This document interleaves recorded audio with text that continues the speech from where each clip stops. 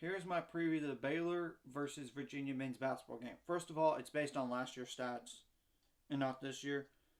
They canceled their game with Northern Iowa last night due to the shooting and what happened.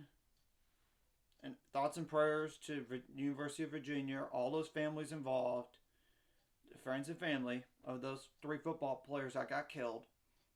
And one other football player was injured, as well as one other person, and they caught the shooter, a former walk-on for the Virginia men's basketball team. Okay, so Virginia has only played two regular season games. Those are North Carolina Central and Monmouth. But I know that per a source that they have played two scrimmages. UConn, that's ranked in the top 25 right now, and Maryland, that's receiving votes. So this is based on last year's stats. So keep that in mind. But I'm going to go over their stats for this year and in the last two games. Have they played? Obviously, Jaden Gardner, number one, is like the leading scorer from last year. 6'6", 246-pound forward. That's a senior. 15.3 points per game. 3 for 14 on threes. 96 for 121 on free throws. 6.4 rebounds per game. 1.5 turnovers per game, and 2.1 fouls per game. And I know this next player was a star at Ohio, but he comes off the bench apparently for Virginia this year. But he's a really good player. Ben Vanderplas, number 5, 6'3", 185-pound guard. That's a junior. 14.3 points per game last year at Ohio. 67 for 198 on three-pointers. 100 for 138 on free throws. 6.8 rebounds per game. 1.8 steals per game. 3.1 assists per game. 1.8 turnovers per game. And 2.3 fouls per game. Okay, Amon Franklin, number 4. 6'4", 204-pound guard. That's a senior. 11.1 points per game. 53 for 179 on three-pointers. 57 for 75 on free throws. 2.8 rebounds per game. 1.2 turnovers per game. 1 steal per game. 2 fouls per game. Keehee Clark. I apologize if I butchered that first name. Or what? I apologize. Number 0.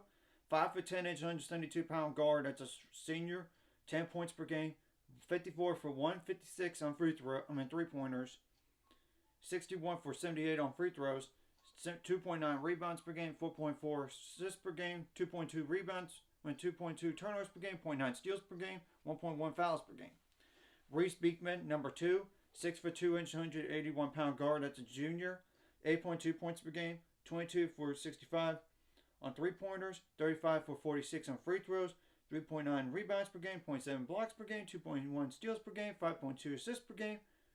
1.4 turnovers per game. 1.8 fouls per game.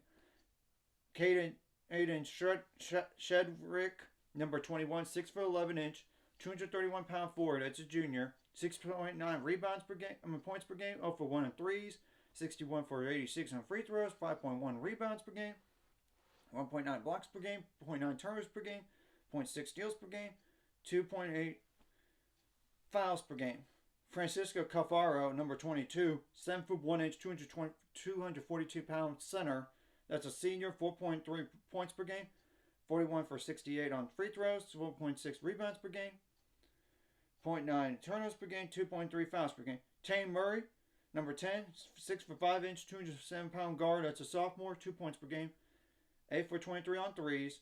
4 for 8 on free throws. 0.7 fouls per game. Chase Coleman, number 12, 5'10", 65-pound guard. That's a senior. 0.5 points per game. 0 for 1 on threes. And no free throws attempted. This is based on last year's stats. And they've returned a lot of players, as you could tell, with the exception of that transfer. That's a really, really good transfer in Ben Vanderplas. So, I'm going to go over what they have done so far. Actually, Ben Vanderplas is a forward, so I'm gonna have to correct what I typed on them. So I'm gonna apologize for that. He's a 6'8" 236-pound forward. He's not a guard at all, but still, he's one of the leading scorers for this year's team at 8.6 points per game so far this year. Amon Franklin, of course, the number one. Ryan Dunn. Ryan Dunn only play. I think he's a freshman, and he only played in one game, and that past game. 13 points per game. 6'8" 208-pound guard. So I don't know if he's gonna really play. That's why I kind of refer to the last year stats. I know Francisco Carfaro had 10 points in one. Granted, some of these players might have only played like one game or two games. I mean, one game this year. So really can't really justify anything on that. You really can't. So what does Baylor need to do in this game? You gotta chase those 3-point shooters off the line and make it very difficult for them to shoot threes.